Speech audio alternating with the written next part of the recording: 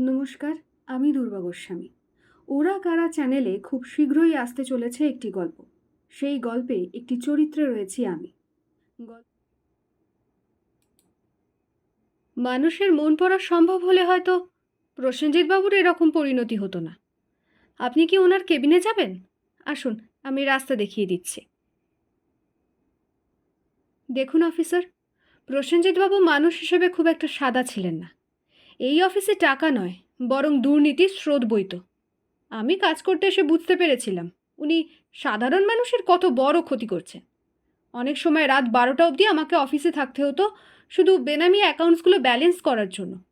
ওর শত্রু সংখ্যা ছিল অসংখ্য, কিন্তু ওই রাতে উনি যেখানে গিয়েছিলেন সেটা কোনো ব্যবসায়িক ডিল হতে পারে না, কারণ ওই জায়গাটা অত্যন্ত নির্জন। আর আমি যতটুকু বুঝেছি উনি খুব ভীতু মানুষ ছিলেন। নিজের জীবনের ঝুঁকি নিয়ে উনি একা ওখানে যাবেন না। আমি গল্পটি শুনতে চাইলে ওরা কারা চ্যানেলে নজর রাখুন। তবে গল্পটির নাম এখন সারপ্রাইজই থাক।